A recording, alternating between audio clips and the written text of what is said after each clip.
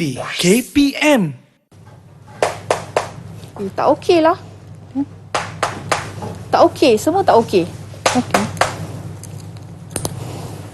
Tak okey juga. Selamat pagi, Cik. Selamat pagi. Pagi. Jadi projek saya macam mana ya?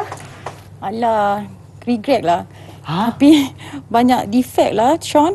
Banyak defect. Ya. Jadi macam mana? Boleh tak kalau kita, Sean buat semula? Kalau tak, nanti scoring sikit.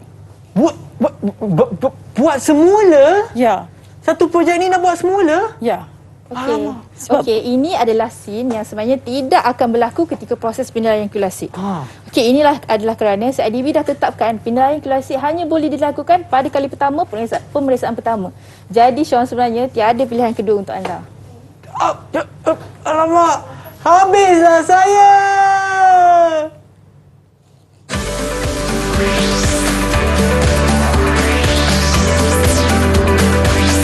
Didik TV KPM.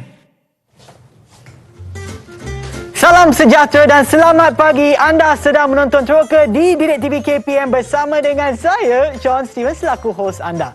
Sebelum kita bermula, saya nak ingatkan kepada anda semua untuk sentiasa mengikut SOP yang ditetapkan bagi menangani penularan COVID-19 seperti memakai pelitup muka, pastikan anda kerap cuci tangan dengan air dan sabun, pakailah gel pembasmi kuman ataupun hand sanitizer untuk memastikan tangan anda sentiasa bersih, dan apabila anda berada di tempat awam, jarak di antara satu sama lain tidak kurang daripada 1 meter. Dan untuk hari ini seperti yang anda nampak tadi, kita ada satu sketsa kan, satu gimmick.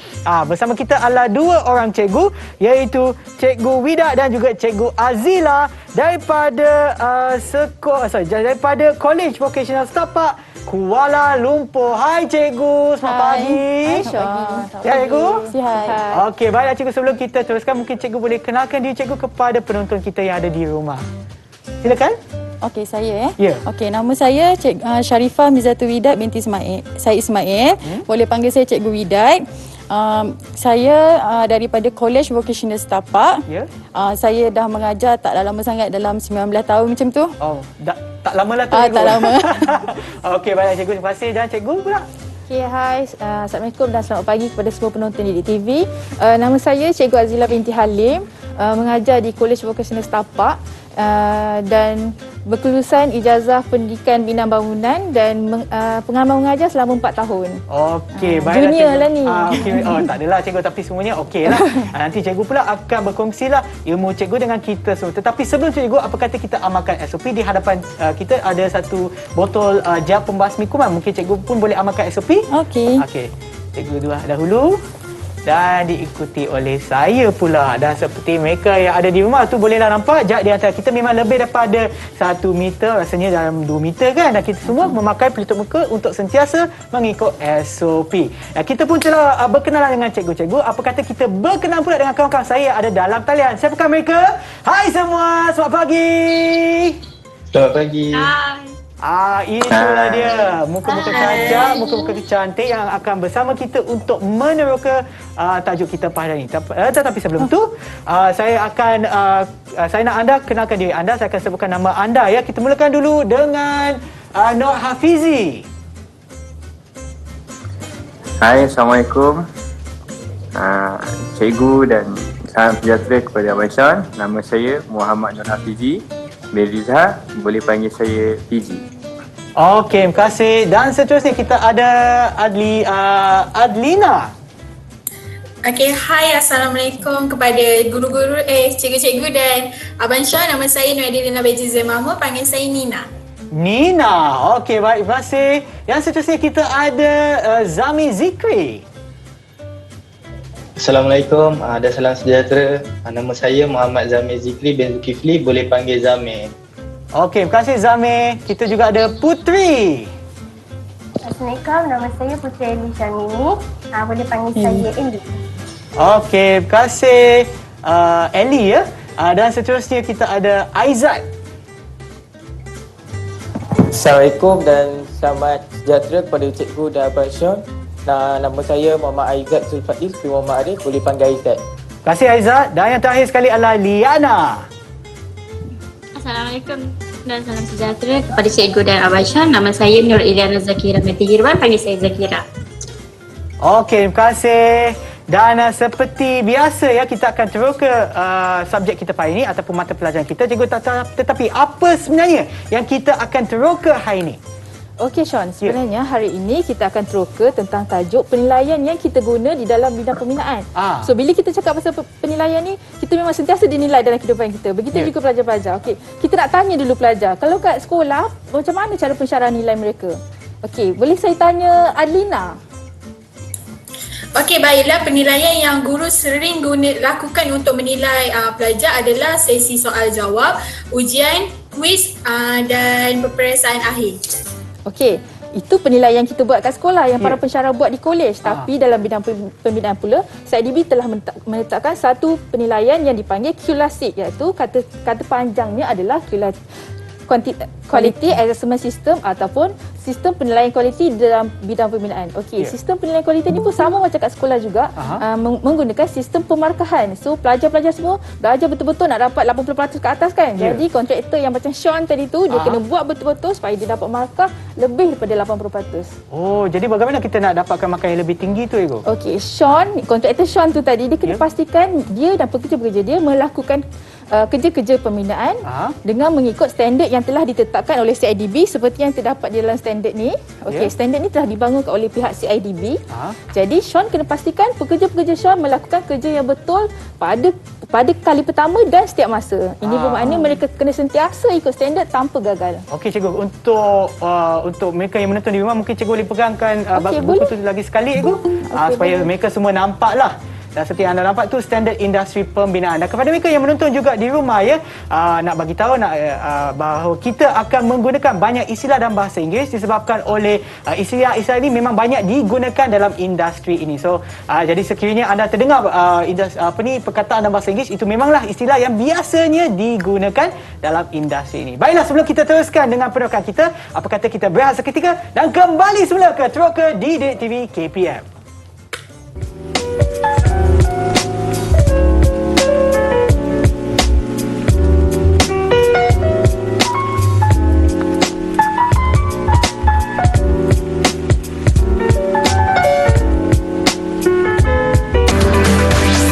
Didik TV KPM. Didik TV KPM. Kembali semula ke Teroka di Didik TV KPM bersama dengan saya Sean Steven dan juga Cikgu Widat dan Cikgu Azila. Untuk mata pelajaran kita ataupun kita akan teroka berkenaan dengan klasik ya Cikgu? Ya, klasik. Okey, jom kita mulakan penerokan kita. Okey, untuk penerokan pertama ni, saya nak ceritakan tentang alat-alat yang kita akan guna dalam penilaian klasik ni. Okey, sebelum tu saya nak cakap, penilaian klasik ni menggunakan dua kaedah. Yang pertama adalah kaedah visual dan juga kaedah pengukuran. So saya nak tanya pelajar, saya nak tanya Puteri Eli, kalau saya cakap tentang kaedah visual, apa yang awak faham? Kaedah visual ni kita melihat dengan menggunakan mata kasar.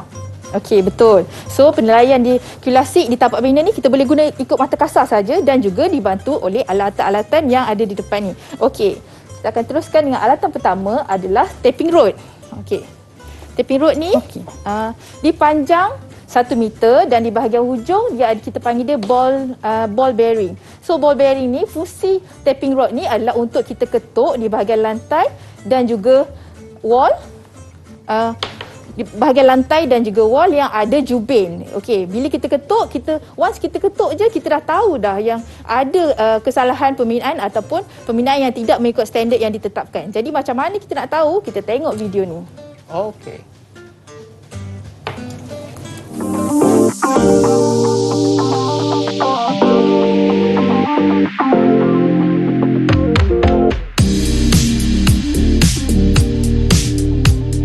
Okey, video tadi tu sebenarnya ada dua jenis sound tahu Sean. Okey, so sekarang saya tak nak cakap, saya nak tanya pelajar juga sebab pelajar ni pernah belajar subjek jubel masa mereka tahun 2. Okey. Saya nak tanya dekat Iliana Zakira, apa beza bunyi pertama dan bunyi kedua tadi? Beza bunyi je saya nak dengar. Beza bunyi pertama dia agak padu dan yang kedua agak kuat dan nyaring. Okey, betul. Pertama tu dia padu, dia perlahan sikit, tapi yang kedua tu dia agak nyaring. So kenapa jadi macam tu? Saya nak tanya Mama Hafizi. Kenapa Hafizi dia jadi ada yang bunyi kuat, ada yang bunyi perlahan? Oh, bunyi padu ni kerana simen yang berada dalam jubin tu padat dan baik. Cukuplah. Dan nyaring tu kerana terdapat kelompongan yang menyebabkan bunyi nyaring ia tak padat dan kurang baik. Okey, sangat tepat apa yang Hafizi terangkan. Bila dia bunyi perlahan tu maksudnya kuantiti simen yang digunakan adalah terbaik dan mencukupi. Tetapi bila kita ketuk bunyi kuat, itu bermakna menunjukkan ada hollowness atau kelompongan di bawah jubin.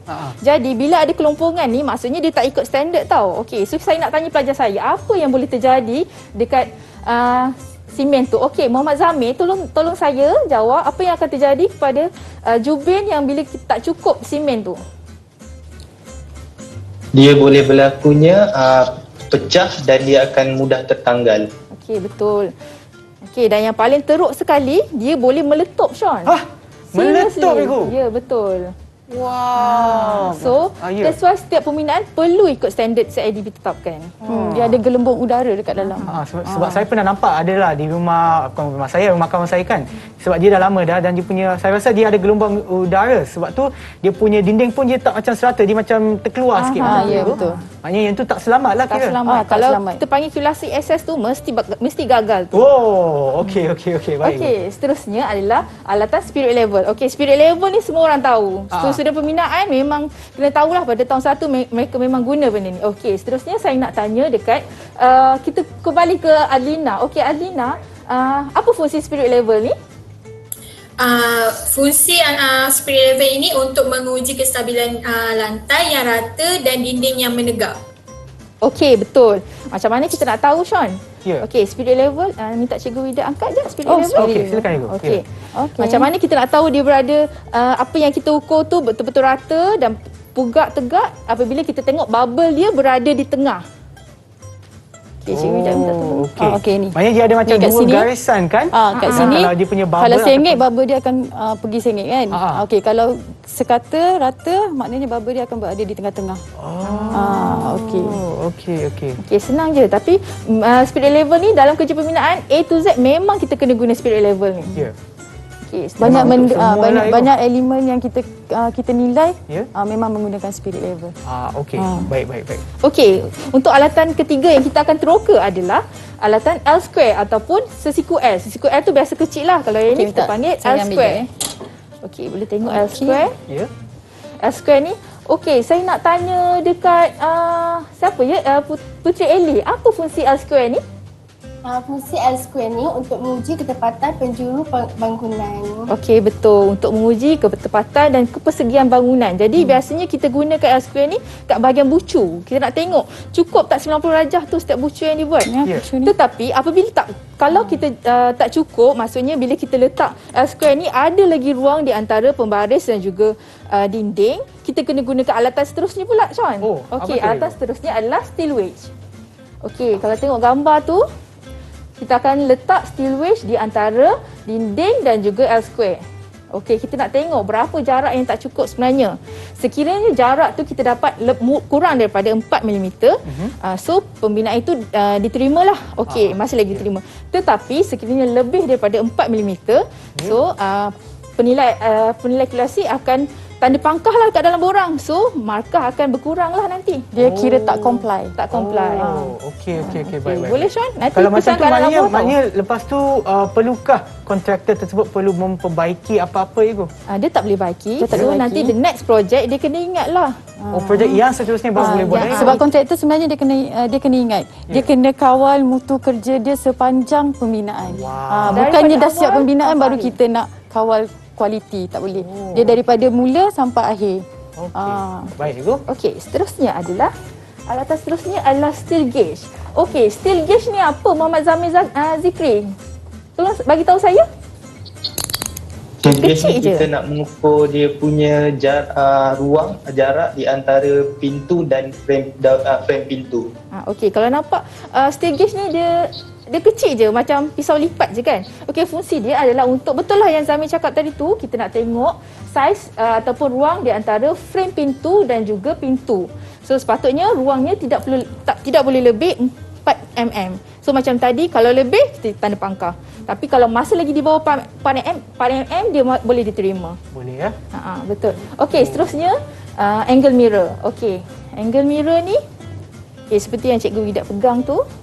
Nampak Okey, apalah fungsi angle mirror Cuba saya nak tanya Muhammad Aizat Zulfaiz pula. Okey, go. Angle mirror ni untuk mengenal pasti kecacatan di atas daun pintu. Okey, betul. Seperti dalam gambar, sebab kita nak tengok bahagian yang kita tak boleh nampak dengan mata kasar, kita tak nampak sebab tinggi sangat. So kita boleh guna angle mirror, kita nak tengok ada tak kecacatan yang di atas pintu. So sekiranya ada, kita akan terus pangkah lah dan kita tak boleh terima lah. Cikgu, mana yang ni hanya untuk bahagian pintu sahaja ataupun untuk bahagian lain bangunan? Boleh juga tengok bahagian pintu dan juga bahagian-bahagian tinggi yang lain. Yang kita tak boleh nampak kan. Kita boleh guna tu juga. Dan hanya untuk aktiviti pembinaan saja, Cikgu. Kalau contohnya kalau saya nak sikat rambut, nak pandang macam tu boleh juga kan? Boleh juga. Boleh juga. Itu macam inovasi lah. Inovasi lah. Tapi tak sepatutnya lah, Cikgu. Okey. Silakan, Cikgu. Ya. Okey, seterusnya pula kita nak masuk tentang kecacatan kan, yang tadi yang Sean banyak buat kecacatan yang kita tanda pangkah-pangkah tu. Okey, ini antara kecacatan yang biasa kita tengok. Ini adalah di bahagian internal finishes. Okey, first kali kalau gambar pertama ni macam saya cakap tadi lah, kita boleh guna mata kasar saja. Kita tengok pun dah tahu dah, Sean. Saya ingat. Macam mana boleh buat macam ni? Macam mana saya nak bagi markah kat Sean macam tu? Kan? Okey. So memang tak boleh. Untuk kedua pula, dia tak nampak sangat kalau kita guna mata kasar, kita kena gunakan dengan spirit level. Okey, bila dia dah ada, kita tengok bubble dia tak masuk kat tengah-tengah. Ya. Okey, bubble dia tak masuk kat tengah-tengah, maksudnya dia tak rata lah. Dia tak comply. Okey. Macam ni kita masih boleh baiki kan, Cikgu? Dia lagi senang untuk baiki sebab dia just soket kita boleh baiki kan. Betul? Okey, tapi masih seperti yang cikgu katakan tapi, tadi memang bila kita dah access, memang kita dah tak ada dah. Kalau tak comply, dia kira tak comply. Maknanya apa-apa nak buat pembetulan sebelum assessment. Tapi Sean kena ingat tahu satu perkara ni. Penilaian keluasan ni akan dibuat setelah projek tamat dan sebelum kerja-kerja pemilik sebelum penyerahan kepada pemilik. Jadi kalau nanti pemilik nak check, dia panggil assessor freelance, dia check, masa tu Sean boleh betulkan. Tapi markah tetap samalah. Betulkan memang boleh betulkan, tapi scoring tak boleh dibetulkan. Okey, faham? Faham cikgu. Okey, gambar seterusnya saya nak tanya Adlina. Adlina, macam biasalah nampak kan kecacatan ni? Ya. Okey, kat mana tu? Saya nampak pada dinding tu ada gelembung. Okey, yang nombor 2 tu ada gelembung, betul? Okey, nampak gelembung. Okey, saya tak nak tanya Adlina sebab dia. Saya nak tanya Aizat Zulfaiz. Kenapa ada gelembung pula dekat wall tu, dekat dinding tu? Kerja-kerja finishing dijalankan dengan baik kerana terdapat air dan udara yang terperangkap di dalamnya. Okey, betul. Kerja finishing tak baik sebab ada udara, ada air, so dia jadi gelembung. Maksudnya waktu dia cat tu tak menepati standard lah. Dia macam ada nasir ke, ada pasir ke. So dia tak clear betul-betul. Dia terus buat finishing. Maknanya kira macam kontraktor nak habiskan dengan cepat lah. Kerja dapat tak bagi kering dengan baik ataupun macam cikgu sebutkan tadi ada habuk ke apa-apa benda asing kan. Dan salah satu mungkin juga dia guna quality check yang tak betul, nak jimat kan.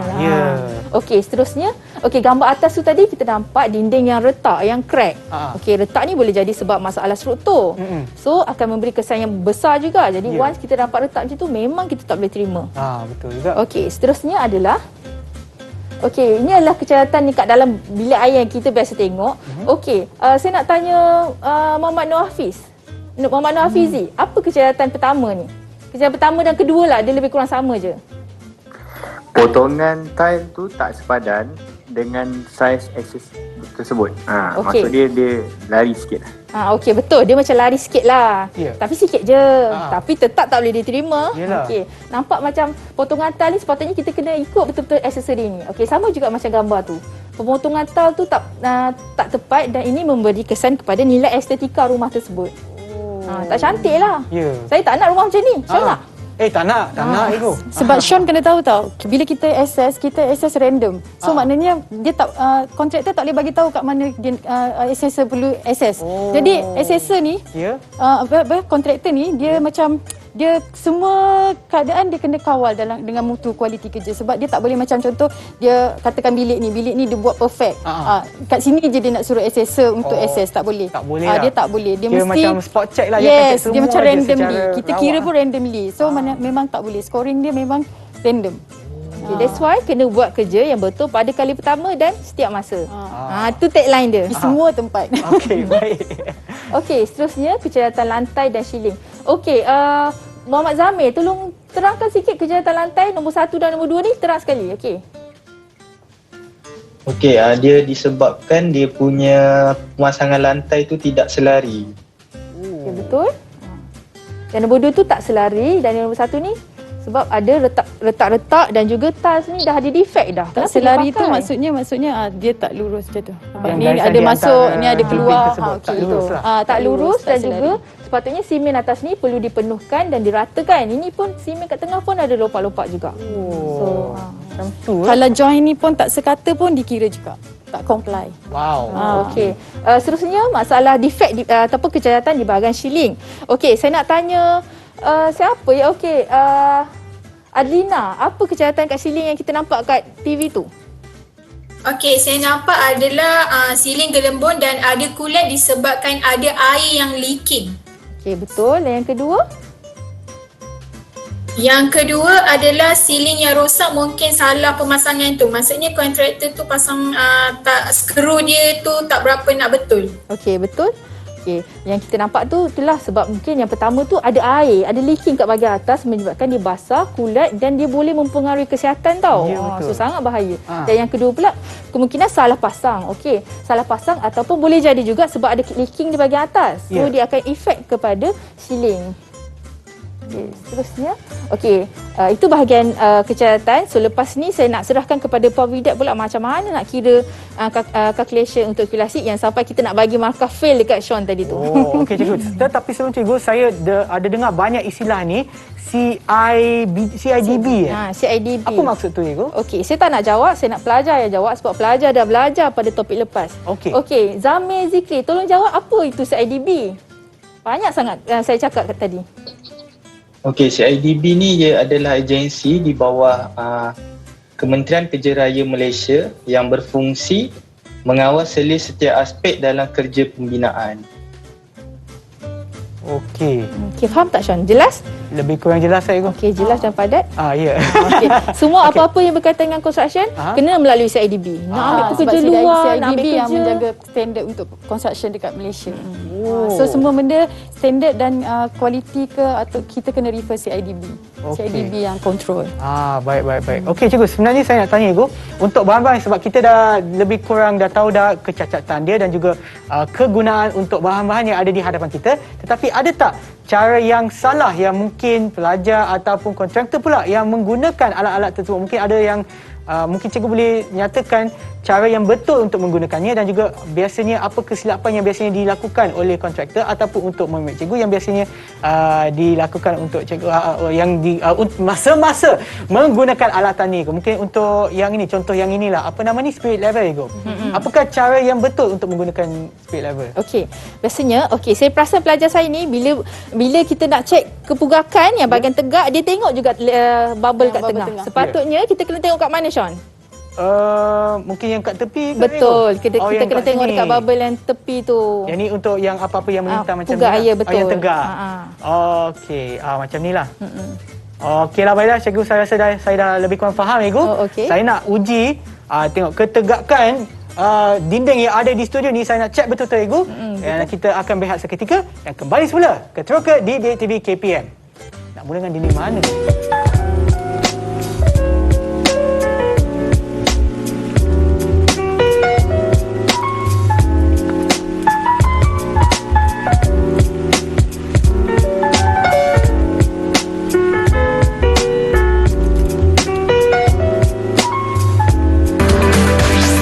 Didik TV KPM. Didik TV KPM.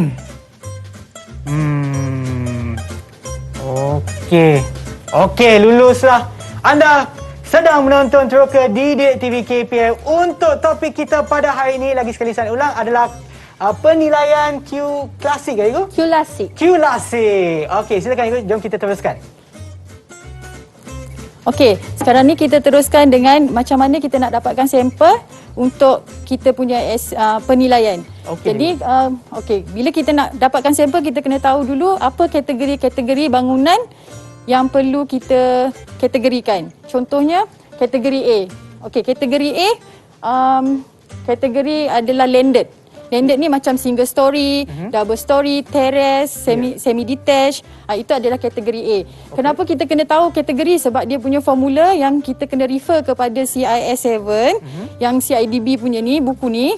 Contoh buku ni, yang dalam buku ni standard dia ada dia punya formula dekat sini. Untuk kategori A berapa, kategori B berapa, C berapa, D berapa, macam tu. Memang mempunyai formula yang berlainan ya. Igu. Tapi kita memang kena refer ini. Ini kira macam standard. Okey. Okey.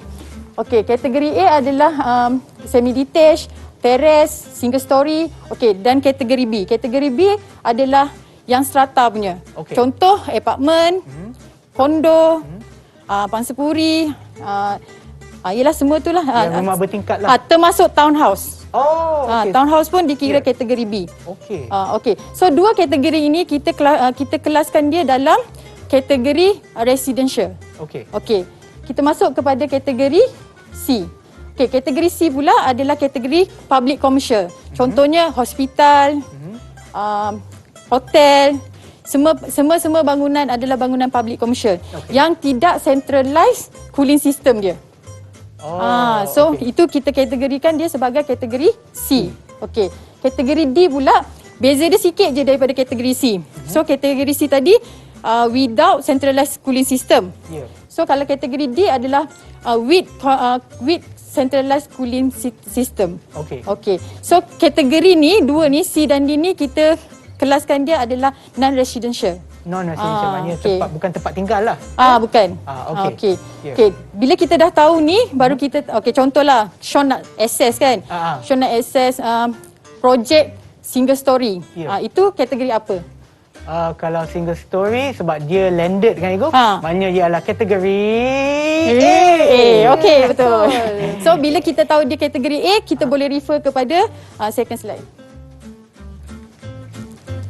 Okey, bila kita tahu kategori, ini adalah yang terdapat dalam buku CIS 7 ni yang kita kena refer.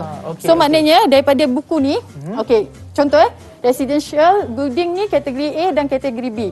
Ini adalah komponen-komponen yang kita kena access. Okey, baik. Okey, dia dah pecah dah. Structure works, architecture works, M&E works, external works dengan itulah 4 ni. 4 komponen ni. So 4 komponen ni kategori A dia punya persen dia berbeza-beza. Okey. Okey, so tadi kita katakanlah kita access adalah landed house. So kita akan pilih kategori A punya formula lah.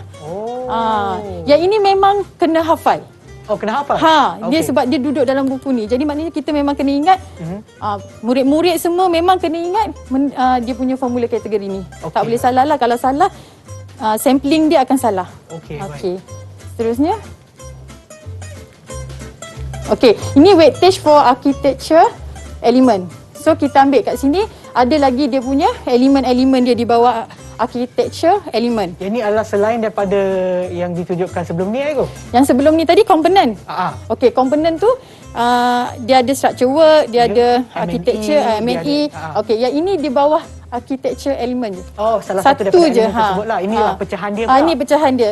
Di bawah architecture element, kita ada internal finishes. Ni elemen-elemen. Tadi komponen. Okey, ni elemen-elemen dia. Dia ada internal finishes, external finishes. Okey, kalau internal ni macam dalam lah. Contoh dalam bilik ni ada apa? Ada floor, ada internal wall, ada ceiling. Okey, ada door, pintu, kita masuk. Lepas tu kita ada window dan fixture. Fixture ni lekapan kalau bahasa Melayu dia. Okey. Kalau external bahagian luar. Bumbung, dinding luar. Lepas tu apron, perimeter, drain, kapak dan kaposh lah. Tu yang luar punya. Lepas tu material dengan functional ni yang macam finishing tu lah, skin coat. Semua tu. Okey. So sekarang ni dekat sini kita ada weightage. Yang ini pun kita kena ingat. Sebab ini adalah breakdown weightage yang kita guna untuk internal finishes. Untuk internal finishes breakdown dia untuk kita masuk dalam borang score calculation. Nanti Lepas kita dapat sampling, Ya. kita akan masuk dalam borang score calculation. Okey. Inilah antara borang ni. Ni adalah ni pun formula ni yang kena hafal. Okey. Selepas kita dapat daripada borang ni, Ya. contoh masa kita tadi mula-mula sekali tadi kan, saya pegang borang ni, saya check kan. Ya, betul. Okey, bila saya check defect tu, okey, comply tak comply kita akan tanda. Okey. Okey, bila lulus kita kira comply, kita akan talang. Okey, kalau tak comply kita akan pangkah. Lepas tu nanti kita akan totalkan dia. Ya. So bila total tu nanti ikut elemen tu kita akan tambah, kita akan masuk dalam borang scoring. Okey, boleh saya pegang sekejap Ibu? Saya nak Boleh. tunjukkan lagi sekali kepada mereka yang menonton di rumah tu. Inilah borang dia Ibu. Untuk menilai. Oh, memang ada banyak benda lah Ibu. Banyak benda ada, yang banyak. akan dinilai. Okey. Baiklah. Okey, silakan cikgu teruskan. Tapi sebelum kita isi dalam borang ni, kita kena dapatkan dulu berapa sampel. Contoh kan saya tadi mula-mula lagi dah cakap dengan Sean. Ya. Bila kita nilai, kita kena nilai secara rawak, random. Ya. Okey. Maknanya kalau bangunan tu projek tu ada 100 unit, kita tak nilai pun 100 unit tu. Kita akan buat sampling. Sampling. okey. Tapi sampling pun kita kena divide by block ke apa ke, katakan ada 10 block, kita kena divide by 10 block. Ini untuk setiap blok tu mungkin ada satu Satu atau dua lah. je macam tu. Tapi yang daripada situlah kita kena set dulu sampling dia. Baru boleh kita pergi ke tapak bina untuk assess. Okey. Seterusnya ini adalah sampling untuk guideline. Sampling guideline untuk internal furnitures. Internal furnitures, okey. Untuk kategori lah, by kategori. Kategori A hingga D, Yang ini pun kena hafal juga. Ni Ah. semua refer kepada buku CI7. Ya. Okey. So maknanya kalau kita guna kategori A, ni GFA ni adalah gross floor area. Okey. Okey, ini ada memang formula dia. Kita kena hafal. Memang 70 meter persegi. Okey. Okey, bila kita dapat sampling, dia kena duduk dalam paling minimum 30 sampel, paling maksimum 700 sampel. Tu je. Maknanya kalau dia lebih daripada 700, maksimum kita buat 700 je. Okey. Kalau kita kira kurang daripada 30, 30 lah paling minimum kita kena buat. Tapi kalau kita kira in between, kita ambil nilai yang in between tu. Okey. Sampel dia. Ya. Okey. Sekarang ni ini adalah untuk kategori A, B, C ni semua kena hafal. Cuma saya hanya highlightkan bahagian ni lah internal finishes je hari ni untuk calculation. Okey, baik Ibu. Okey, satu tips saya nak cakap dengan Sean. Oh, tips. Okey, baik. Okey, bila kita tengok di perkataan architectural work tu, itu adalah kerja-kerja seni bina. Ya. Okey, kerja-kerja seni bina macam nak tahu, dia melibatkan something yang cantik.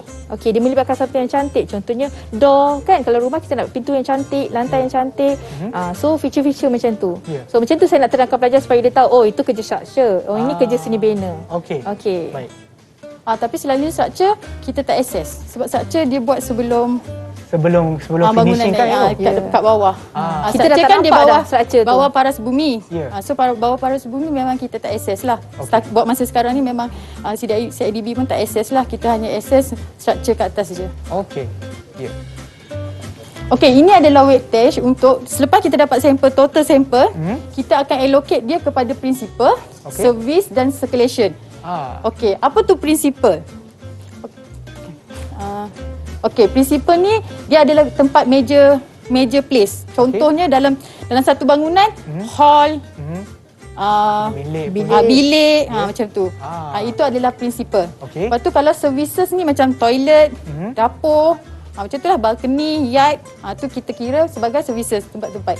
Okey, yang seterusnya circulation. Circulation ni tempat yang macam human traffic lah. Maksudnya tangga, okey, terrace, tempat yang human traffic lah. Ya. Okey. So allocation ni merujuk juga kepada kategori.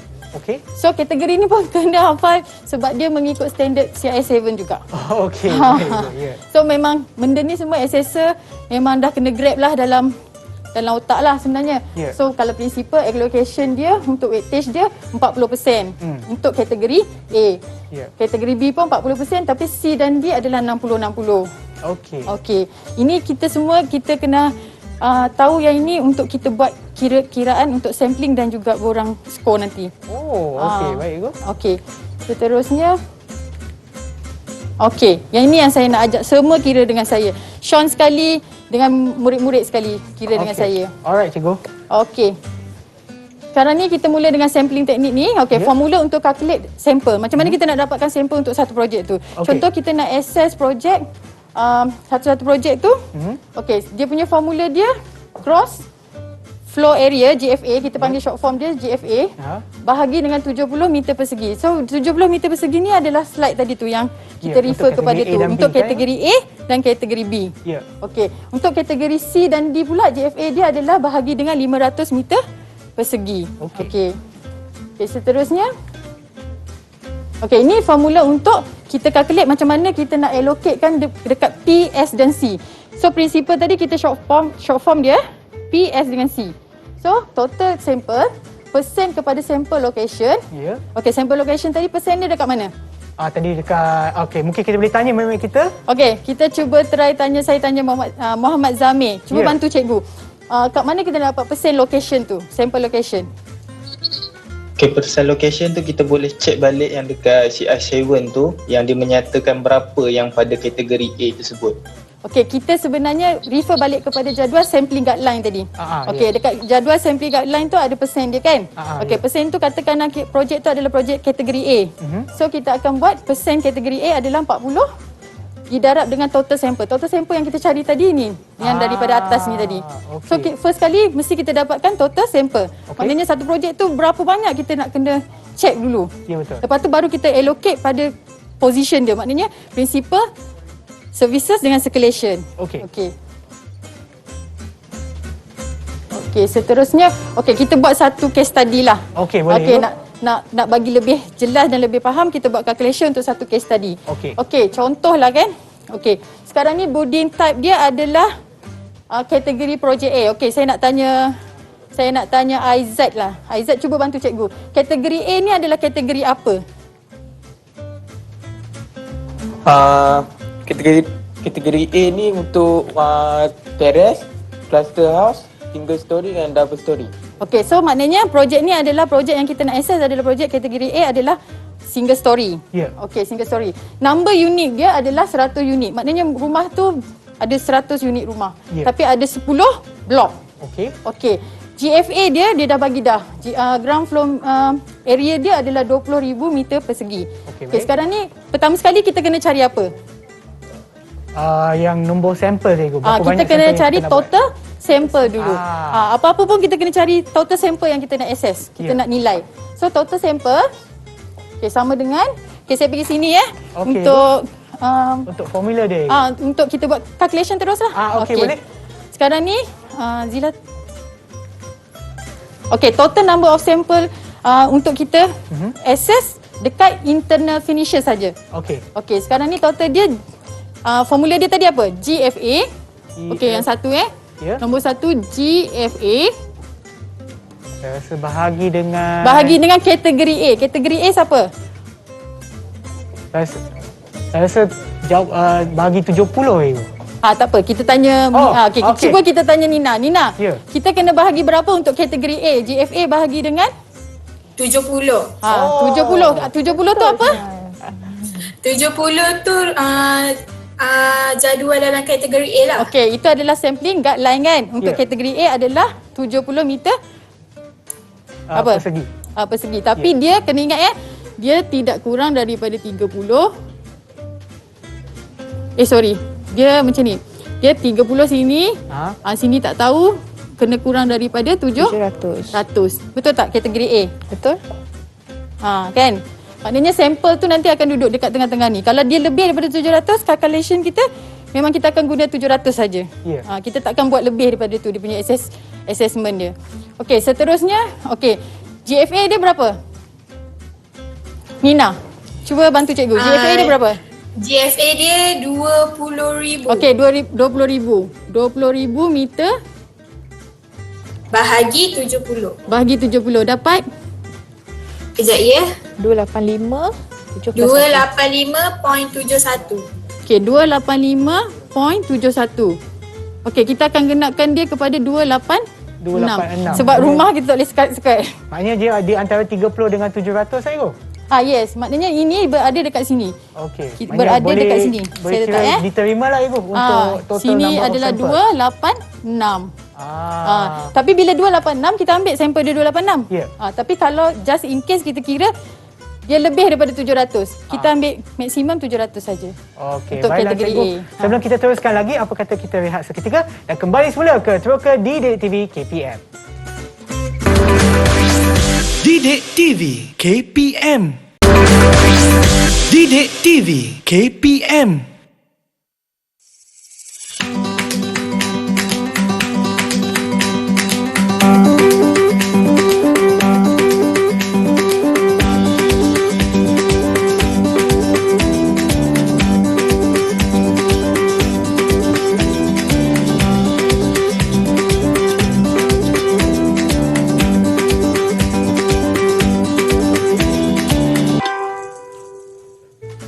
Okey, dinding tu saya nak warna kuning, pintu warna merah, lepas tu tingkap dia warna hijau. Okey, baik. Okey. Kembali semula ke Teroka di Didik TV KPM bersama dengan saya, Sean Steven dan juga Cikgu Widat dan juga Cikgu Azila. Baiklah cikgu, sebelum kita berehat tadi, kita dah habiskan untuk bahagian pertama untuk soalan tersebut, Ibu. Jom kita teruskan dengan bahagian kedua pula, Ibu. Okey. Silakan, Ibu. Seterusnya bahagian kedua. Okey, sekarang ni yang tadi kita dapatkan untuk apa? Total sampel. Okey, ini adalah total sampel. Ya. Total sampel untuk projek itulah. Okey, sekarang ni macam mana kita nak allocatekan total sampel ni kepada principal, services dan circulation tadi. Ya. Okey, saya nak tanya Muhammad Zamir. Muhammad Zamir, bantu cikgu macam mana kita nak allocatekan P, S dan C untuk kategori A. So kat sini kategori A P, S dengan C. Betul? Okey, dia punya weightage dia. Weightage dia kita boleh tengok rujuk jadual tadi, yang ni saya ada tulis. Dia punya P adalah 40%. Okey, 40%. S adalah 40% untuk servis. Manakala untuk C circulation 20%. Okey, sekarang ni kita dah dapatkan 40, 40, 20. So tadi total sampel kita adalah 286. So kat sini 40 sama dengan 40 bahagi dengan 100 darab dengan 286 sampel. Dapat berapa sampel dekat sini untuk P? 114.4. Cuba semua tekan kalkulator. Okey, dapat berapa? 104.4. 114.4. Okey, yang ini saya ambil 114 sampel. Okey, yang second pula sama juga kan? 40 bahagi dengan 100 darab dengan 286 sama dengan 114 juga, 0.4. So kat sini juga saya ambil sampel dia 114. Okey, yang ketiga adalah 20 per 100 darab dengan total sampel adalah 286. Dapat berapa kat sini, Zamir? 57.2. Okey, 57.2. Saya convert dia kepada 58. Sebab 114 tambah 114 tambah 58 dia akan dapat 286 sampel. Maknanya kita kena kira balik untuk pastikan dia jumlah dia ada sama. Dia sebenarnya sampel tetap sama je. Bila kita kira first, mesti dapat total sampel. Tapi kita cuma nak letak dia pada location dia. Untuk kita access, kita masukkan dalam borang ni. Borang yang mula-mula sekali ni. Sebab kita kat sini borang ni dia memang ada P, S tu. Berapa nilai dia? Nampak tak borang ni? So dekat sini dia ada P, S, C. So berapa yang sampel kita kena cari defect dia. Kita nak allocate saja. Okey, sampai sini saja kita buat sampai untuk dapat ni. Selepas kita dapat ni, kita cuma akan cari berapa unit pula unit sampel dengan dalam satu blok ada berapa sampel kita nak access. Okey, untuk satu blok berapa sampel kita nak access. Okey. Macam itulah.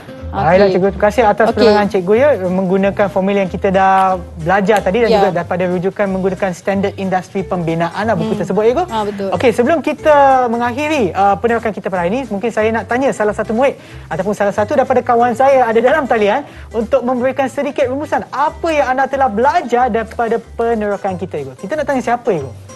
Kita pilih seorang cikgu. Kita pilih Muhammad Zamir. Okey, Assalamualaikum. Rumusan yang kita dapat daripada apa yang kita belajar kilasik ni, kita nak pastikan dalam industri pembinaan kita ni kontraktor untuk menghasilkan kerja yang lebih baik dan jadi mereka ni berdaya saing dengan cara yang sihat. Maksudnya dalam setiap pembinaan, kalau kata kontraktor A ni dia kurang, kontraktor B ni kurang, maksudnya mereka ni boleh bersaing dengan sihat untuk melakukan pembinaan yang lebih baik lah. Maksudnya kurang kecacatan dan kurang untuk customer akan komplain kepada permasalahan pembinaan tersebut. Ya, saya rasa jawapan yang agak bagus ya, sebab yang fokus ni adalah lebih kepada kualiti pembinaan tersebut. Betul. Ya. Okey, terima kasih Zamir, dan mungkin cikgu pula boleh berikan rumusan kepada penerakan kita hari ini, cikgu. Okey, saya kesimpulannya QLASIK ni adalah sangat penting untuk negara kita, bukan kerana apabila macam Zamir cakap tadi, apabila kontraktor memberi satu daya saing yang sihat dan kebaikan adalah kepada kita rakyat Malaysia dan akan meningkatkan ekonomi negara daripada segi sektor-sektor pembinaan di Malaysia. Okey, baiklah cikgu. Dan untuk cikgu Widak pula. Okey, last kali bila kita access, saya nak simpulkan, bila kita access kita akan masukkan dalam borang skor, dan bila kita dah masuk borang skor, assessor akan buat report. Selepas report dia akan submit dekat CIDB dan CIDB akan keluarkan sijil. Ini adalah sijil CIDB yang CIDB akan keluarkan kepada projek tersebut. Okey. Dan atas nama ada markah nama kontraktor. Inilah scoring dia. Okey. Dan seperti yang cikgu sebutkan tadi, kena lebih daripada markah berapa, cikgu? Dia tak ditetapkan, tapi kita mestilah nak target yang tinggi kan, Sean? Dia cuma senario dia macam ni. Katakan untuk satu projek tu, kontraktor ni dia scoring QLASIK dia 76, yang ni 80. Kalau Sean jadi orang akan pilih yang mana? Saya akan pilih yang markah yang lebih tinggi lah, sebab kita tahu mutu kualiti kerja dia adalah bagus. Macam tu. So yang kontraktor kerja adalah scoring. Scoring ni kita panggil macam kredit lah untuk kontraktor tu. Untuk dia dapat projek. Itu adalah berdasarkan projek yang baru saja dihabiskan lah. Maknanya setiap kali dia menghabiskan satu projek tu, dia akan sentiasa dinilai dengan nilai yang baru. Betul. Dia atas projek, bukan atas kontraktor sahaja. Okey. Macam kita nak tempah makanan tu daripada mana-mana, macam atas dalam talian kan, kita akan bagi juga macam rating dia lah. Betul. Okey, baik-baik. Terima kasih cikgu lagi sekali atas perkongsian ilmu cikgu, dan juga kepada mereka yang menonton di rumah serta kepada mereka yang berada dalam talian. Terima kasih kerana bersama kita pada pagi ini, dan kita akan berjumpa lagi di episod yang seterusnya di Teroka di Didik TV KPM. Jumpa lagi. Bye semua.